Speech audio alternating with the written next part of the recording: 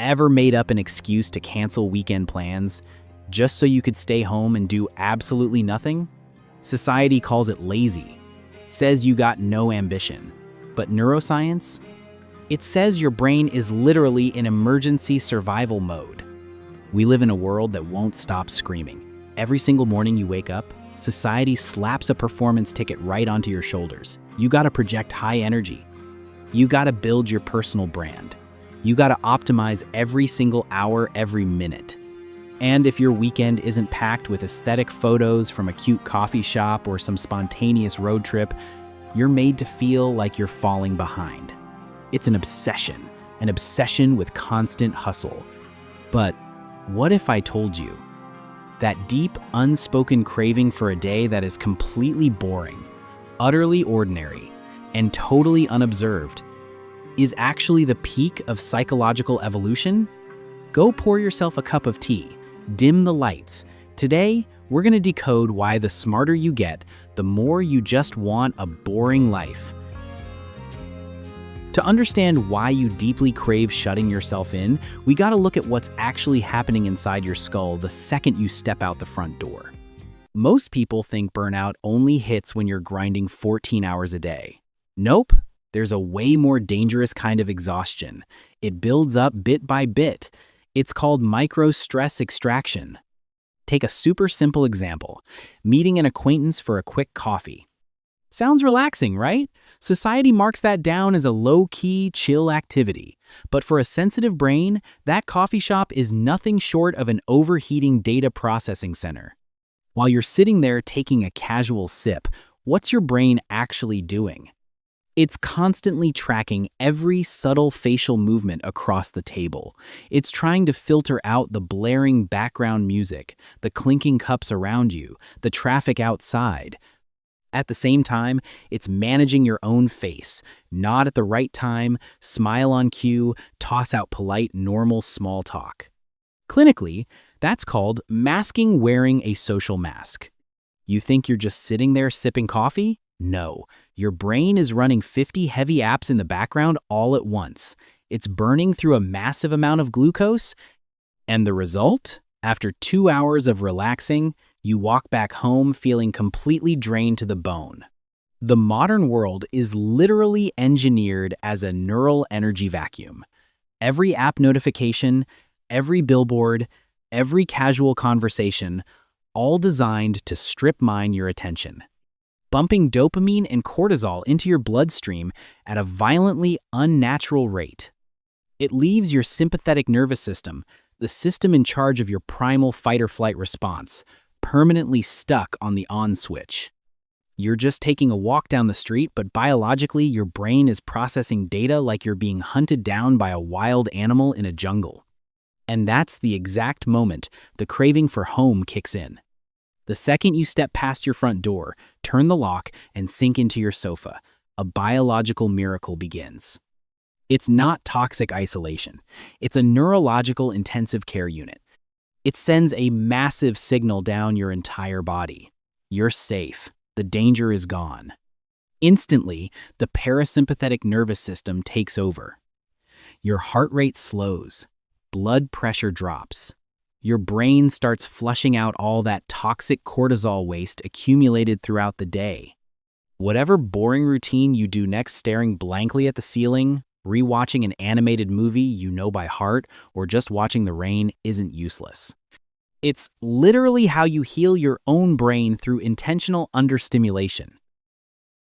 There's a massive misconception in modern culture. People keep telling you a repetitive life is a dead-end life.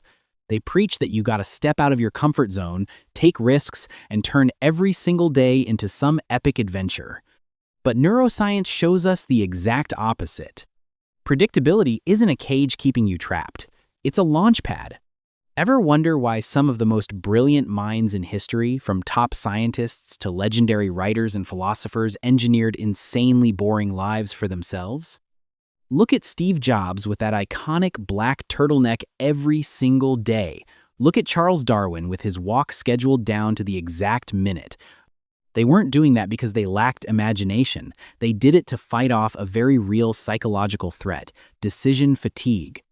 Every single micro choice you make throughout your day, what to wear, what to grab for lunch, how to word this email, burns through a fixed amount of brain power. Expose yourself to a chaotic, unpredictable environment all day, and by 3 p.m., your brain is completely fried. You got zero juice left for high-level thinking. The people who choose a boring life on the outside, they're actually preserving all those mental resources to fuel what's on the inside. And here's the biggest neurological key of all, the default mode network, or DMN. When you're frantically running around, reacting to every noise in the outside world, your DMN is completely shut down. Your brain is stuck in pure passive defense mode. But the second you retreat to your quiet room, when you do something mind-numbingly boring like folding laundry, doing dishes, or just lying there listening to the hum of the fridge, boom, the DMN fiercely wakes up. This is the headquarters for human creativity, empathy, and deep emotional processing. It's where seemingly random ideas connect. It helps you process unresolved trauma. It lets you ask yourself, who am I? Really? When your outer world goes quiet, your inner world finally gets the space to turn wildly colorful. So when people say you're just spacing out, daydreaming, or wasting time, your brain is actually running its most complex high-level computations. You're not empty. You're just shifting your energy inward. But let's pause for a second. We can't just sit here and blindly romanticize solitude. As a straight-shooting psychology channel, Deep Shift has to lay out a raw, uncomfortable truth for you. There's a razor-thin line, razor-thin, between intentionally pulling back to heal and running away from reality out of sheer fear. You gotta be insanely brave to ask yourself this next question. When you stay locked in your room for 3 straight days without talking to a soul, what does it actually feel like inside? Is it a deep, grounding sense of relief? Or is it a heavy, hollow numbness? Keep this in mind. Numbness is not peace. Numbness is like hitting the mute button on your life. Why? Because the noise of unresolved trauma, anxiety, or the fear of failure just got way too loud. You couldn't take it anymore, so you shut it all off. A lot of times, depression, agoraphobia, or the deep terror of being judged don't show up with dramatic panic attacks or weeping hysterics. They disguise themselves. They wrap up in a warm, cozy blanket with a sweet little rationalization. I'm just an introvert who loves staying home. If you're staying in purely because you're terrified of rejection, if you're turning down every opportunity just so you don't risk failing, then your room isn't a sanctuary anymore. It's a self-built prison. At that point, you're not protecting your peace. You're protecting your pain.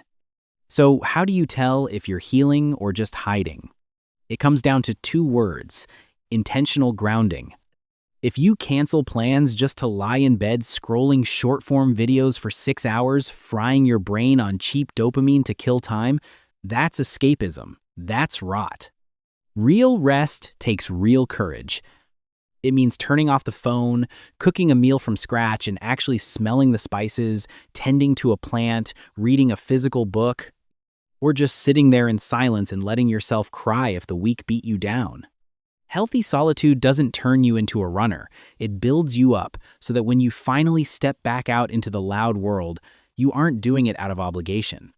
You're doing it because you're strong enough. Another wild side effect of a boring life: what it does to your relationships. In evolutionary psychology, there's this concept called Dunbar's number. It shows that human brains are hardwired to maintain stable, meaningful relationships with roughly 150 people, max. But social media today forces you to keep up with thousands. You gotta hit like, drop comments, and maintain all these shallow, performative ties. The moment you pull back into a minimalist, quiet routine, you trigger a ruthless filter. The people who are only around for quick entertainment, late-night parties, or whatever utility you provide, they drop off automatically. They just can't stomach your boringness. And what's left? A tight, guarded microcircle. The ones who actually value you for you. Want to know the real test of a deep connection? It's not holding a charismatic conversation at a loud, crowded party. The ultimate test of intimacy is shared silence. It's sitting in the exact same room with someone for hours, you reading a book, them on their laptop, or both of you just staring out the window. Not a single word spoken, and zero awkwardness. Zero anxiety to fill the quiet air. When your nervous systems naturally co-regulate in total silence, you've found pure gold. Because around them, you don't gotta perform. You're allowed to take the mask off completely. And that same quiet stillness, it's the secret behind high-level human creation. In the book Deep Work, it's proven that peak cognitive output, the flow state, never happens in a noisy, chaotic environment with constant interruptions. Every masterpiece painted, every complex line of code written, every legendary book ever penned, born out of extremely quiet, deeply boring afternoons. The world looks at your silent Sunday and says, nothing's happening. Little do they know, beneath that stillness, your mind is silently building an empire. We live in an era obsessed with fame and visibility. From the time you're a kid, you're handed a script. You gotta become somebody. You gotta chase titles, stack up achievements, and broadcast your milestones all over social media just so the world knows you actually exist. But when you're brave enough to take a step back and sink into the quiet rhythm of an ordinary life, you realize the most liberating truth of all. The ultimate luxury in this hyper-connected world is having the courage to be a nobody. There is a profound, almost hidden joy in being completely unobserved. When nobody knows where you are, what you're up to, or what you're thinking, you're finally free. You stop living for the male gaze of society. You stop feeling the pressure to earn your right to exist through non-stop productivity. Just lying on your sofa, watching the late afternoon sun slowly fade across the floor. You are already enough. You don't owe this world a single performance. Your quiet, predictable life isn't a failure of ambition. It's a masterpiece of intentional peace. So please, stop apologizing for the silence you crave. Embrace those ordinary, boring days. They are priceless evolutionary gifts your brain is handing back to you. If you saw a piece of yourself in today's video, drop a comment down below. Tell me, what's your absolute favorite part about spending a completely quiet day at home? And if you want to keep exploring the deep psychology of human behavior with us, make sure to hit that subscribe button. But for now, you got my full permission to shut this video off. Put your phone in another room and sink into a quiet, peaceful evening. You've fought hard enough. It's time to rest.